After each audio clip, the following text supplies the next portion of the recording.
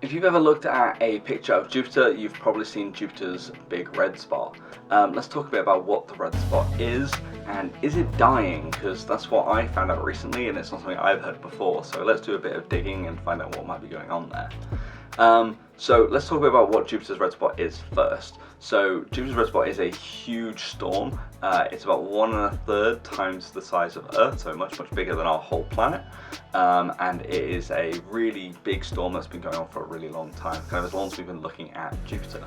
The wind speed within the red spot is about 250 miles an hour. We do get winds that fast on Earth, but they're normally in tornadoes and they only last for like a few minutes. It's very easy to get extreme weather for a few minutes, like very short time span. So, you know, like extreme heat, extreme cold, extreme pressure, like wind, stuff like that. It's really hard to keep it up for a long time because it takes so much energy. So it's easy to compare the red spot to a hurricane. So like last year, the biggest hurricane we had was Hurricane Milton. That had wind speeds about 180 miles an hour. So it's still about 70 miles an hour less. So again, Jupiter's red spot has been doing this for hundreds of years. Hurricanes on Earth, they struggle to keep up that wind speed for a couple of days or even a couple of weeks, kind of at most. So yeah, it's quite a bit stronger than anything we have on Earth. And I'm talking about hurricanes, but we also have typhoons, we also have cyclones. Like, should I be comparing it with these as well? Maybe they're different. Well, actually, they're all the same thing. They're kind of all grouped together under the umbrella term of tropical cyclone. So a hurricane is any kind of one of these big storms that forms near the US and kind of moves into the US and Mexico. A typhoon is anything that forms near Asia and kind of moves into the Asia continent. Then the last one is cyclones, and these kind of form in the continent of Australasia, so near Australia, and then they'll move into Australia and New Zealand and stuff like that. But they are all the same thing, so I'll probably use cyclone as like a group all term, but there is technically a difference between them, but they're basically the same thing. So this distinction is actually really important, so because on Earth we have these tropical cyclones, on Jupiter the storms there are called an anticyclone, so they're the opposite of a cyclone. So the way our weather kind of works, just in a very broad meteorological way, is you tend to have extreme differences in pressure. So when it rains, you have a high pressure system and a low pressure system meeting each other, and it's that kind of conflict between the two that causes rain.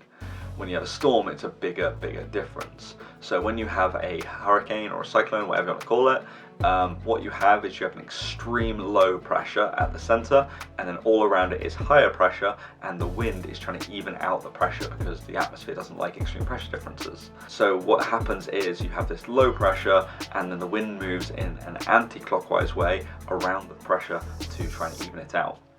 An anticyclone is the opposite. It has extreme high pressure in the center and then lower pressure all around it, and the wind will move around it in a clockwise way. So the easiest way to remember it is a cyclone has anti-clockwise wind and a anticyclone has clockwise wind. So it's the opposite of what you think it is. And then when you factor in northern hemisphere, southern hemisphere, it's also then these things start flipping. So yeah, don't want to stress about it too much. We've talked a bit about what the red spot actually is, but how long has it actually been there for? We've been observing the red spot on Jupiter since about the 1600s. Records are patchy between about the 1600s and the 1800s, and then after the 1800s, we've been watching it pretty consistently and kind of have photos, paintings and stuff of it. Between the 1600s and 1800s, there are photos, there are paintings and stuff like that, but they are sporadic. And the question is this because we weren't watching Jupiter that closely? Our telescopes weren't as good, our scientific methods weren't as thorough. London probably got burnt down a few times during that time period, so records could have been lost very easily. It's a very chaotic time. Or was it that the red spot disappeared and we don't know the answer to this? And that's where the time machine to kind of go back and see what happened. So it's unclear of, is the red spot now the same storm it was in the 1600s? It could be it's the same one since the 1800s. That's still quite an interesting thing, if it's been going for 200 years, or it could be going for 400 years, we're not 100% sure.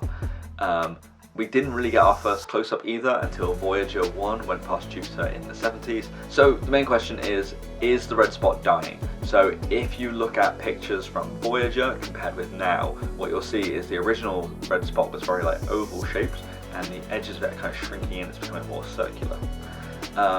this could be normal. It could be that the storm gets bigger and smaller over time. Again, we knew the red spot was there, but it wasn't until Voyager that we got close-ups of it, so it could be that we just never noticed that before. The other one is as well is the storm could be getting a bit weaker and moving into lower layers of the atmosphere, and this could cause it to lose its colour. So the reason why this could be possible is when you look at Jupiter, it has lots of different white spots on it. So you've got the red spot, and you have lots of little white dots all over it as well. These are also storms, but they're much smaller storms, and we think they're in lower layers of the atmosphere. So in about 2000, some of these white spots kind of grouped together and formed a new red spot, which is called red spot junior. And so we think that when these white spots combine, maybe the storm gets bigger and there's stronger winds that pick up the red colour, or maybe it's when it gets these stronger winds, it kind of gets into upper layers of the atmosphere, which picks up these other gases and picks up this red colour. It's a little bit unclear exactly how it works, but we have seen red spot junior form out of nothing. So it could be that red spot senior is kind of doing the opposite of maybe it's losing some of its strength and kind of like its edges are falling into the lower layers of the atmosphere and picking up the white colour instead of the red colour. There was also another storm in about 2008 that kind of became a third red spot. That one's since disappeared, whereas red spot junior is still going strong, and red spot junior and senior kind of pass each other every now and then. I guess, of course, the important question is Jupiter the only planet with a red spot? Well, sort of. It's the only planet with a red spot, but it's not the only one with these giant anticyclone storms. So Neptune also has a big dark spot that was spotted by Voyager 2 in like the 80s when that flew past. Uranus also has a dark spot that was spotted by Hubble in I think it's about 2008.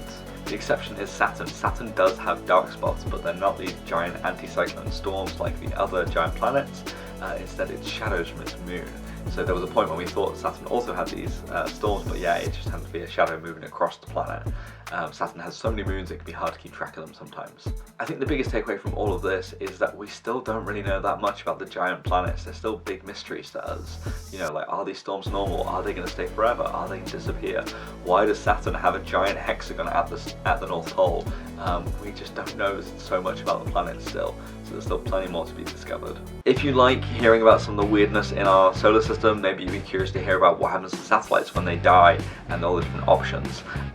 Crashing them into the atmosphere and setting fire to them is not always the best solution. There's a lot of different things we can try, and especially as we get more and more satellites going up in space now. Anyway, thank you for watching, and I'll see you next time.